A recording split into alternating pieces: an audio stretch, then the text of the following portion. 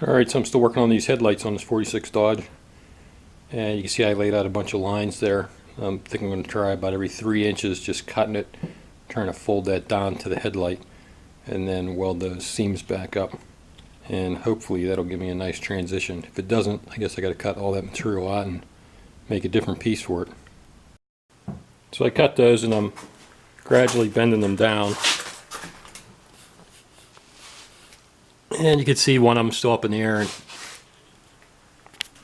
I have to remove material from like out here at the edge, because as you fold them down the material overlaps, which is a good thing because that'll be less of a gap to fill.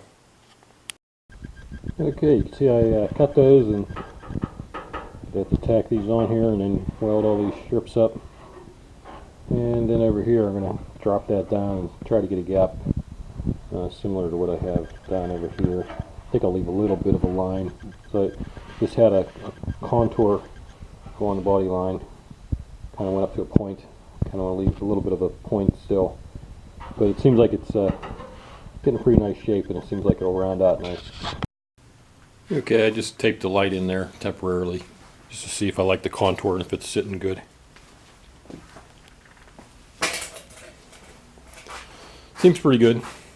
Pretty happy with the contour of it. Took a little bit of hump out of it. I think when I drop this some, it'll be a little more gradual down into the headlight. I think I'll like it with a little less of a hump in it. Okay, so I got it all tacked up pretty much, and I moved this down and got rid of that big gap. I'm kind of matching this gap down here, trying to keep a consistent body line. I don't want it to stick up real high, but when I did that, now there's sort of a hump in this area here, and it doesn't transition quite as nice as I'd like. So I think I'm just gonna split this maybe for about 6 or 8 inches and push it down and get more of a gradual curve into the light. Alright, I got that hump out of the top of it. So I cut this line all the way back. Oh, that's a good foot or so. And then I pushed down on that fender, and I probably took a good 1/4 inch hump out of right about here. And now it's a smoother transition through that area and down into the light. I like that a lot better. It feels pretty good. Still a lot of lumps and bumps in this fender from rocks flinging up over the years on gravel roads. So I'm giving you a shot of the inside of the fender. You can see where I split that fender right at the seam, right where it has that body line, and then where those cuts are across. And now I'm going to try to contour those cuts on the side a little bit more, get them really smooth so I can do my welding.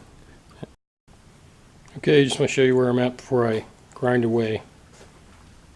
And my welds aren't the most beautiful things in the world. In fact, they're pretty terrible, but this metal's really thin, so that's my excuse. I'm sticking to it. But I like the way it contoured.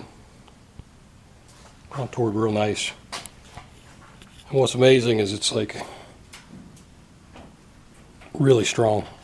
It really added some serious structure to it, and I only have about 8 tacks on that ring right now. Alright, looks like I'm a little bit low through here. Must have pulled back some. Must not have had it supported good enough when I folded those sections down, so I'll have to smack that out. Other than that, it's looking pretty good. A little bit big through here still. I think it was never quite round. I'll have to body work that in. Either that or tweak it a little bit. Alright, so I hit on it a bit, and I'm getting pretty close. It's still over here a little high. I'm gonna have to cut some of these tacks, and it's a little bit low there, but in general it's pretty close. And other than that, I got the usual lumps and bumps. I got to shrink a couple bumps there, here, and raise it up a little there. And then there's the usual bumps all over the fender from rocks hitting it. Okay, there it is. I welded the whole entire ring on. Still need to do some shrinks and, you know, usual body work. Grind away. But I'm pretty happy with the way it's turned out.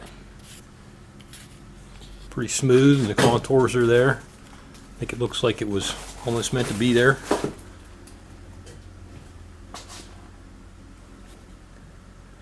And so, since Google doesn't want me anymore, they say I'm not worth paying, I'm going to start moving my videos for this truck over to dailymotion.com, and they'll be under Chop Drop 1946 Dodge truck.